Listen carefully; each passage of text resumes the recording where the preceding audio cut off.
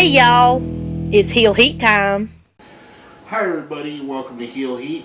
My name is George Coles and this is a Money in the Bank prediction show. Now let's get right into the predictions for the night. First match, Big E versus Rusev. I see Rusev picking up the win. No reason to really stop his undefeated assault. I'd like to see Big E win personally. I think they're building Rusev more than they are building Big E. Next up, Ryback and Curtis Axel versus Goldust and Stardust. I see Gold and Star winning. The Dust Brothers, as I like to call them. I think it's starting to work. I think people are getting it, understanding why Stardust and Goldust together. I think the fans are going to get behind it, and Ryback's kind of the sacrificial lambs for him. Next we have Layla versus Summer Rae, with Fandango as a special referee. I see Summer winning after a mishap where Fandango tries to screw her but hits Layla and then has to count. Something goofy like that for the ending. Then we have Layla and Fandango arguing afterwards. I just think Summer being the quasi-face of the two, I think she picks up the win. Next up we have Naomi versus Paige. I see Paige winning, much like Rusev. I don't see the WWF stopping her or taking the, well, different than Rusev, I don't see her losing the title this quickly. I think she'll hold it at least a few more months so she can build up and be someone that they can use for years and years as, you know, one of the highlights of their division instead of just being a flash that had a couple-month run with the title. Next up, we got Luke Harper and Eric Rowan versus the Usos. I think this is going to be your first title change of the night. Probably your only title change of the night, the way it looks, other than the main event. I think the Harper and Rowan pick up the win. Gives the Wyatt family some belts, which gives them some credibility. Not that they need it, but I think that Harper and Rowan pick up the win. The Usos have had a nice little run as tag champions. I think them chasing the belts would be, you know, something they could do, but you know, something to add to them.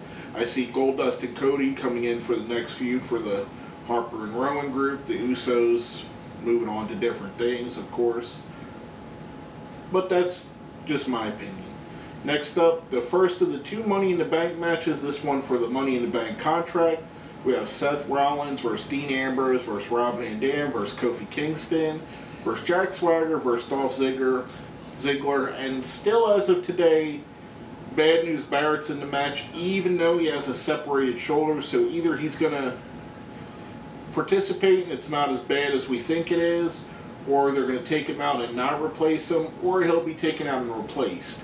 Now, where that goes with my predictions, initially, he was my prediction to win this match. With his injury and not knowing how serious it is, I'm going to err on the side of caution and I'm going to pick Seth Rollins to pick up the win. Just my opinion, I think something might happen. Maybe one of the guys in the group turns heel and joins him, or helps and gets paid off by the Authority to help him win. But just my opinion. I would have said Bad News Barrett initially, but I'm going with Seth Rollins because of Bad News' injury. Next up, we have the Money in the Bank match for the WWE World Heavyweight Championship. This one's kind of hard to pick too, and the fact that they have both belts hanging makes me want to pick two people to win the belts and them separating them again. However, just on the parameters of it, I'm only going to pick one.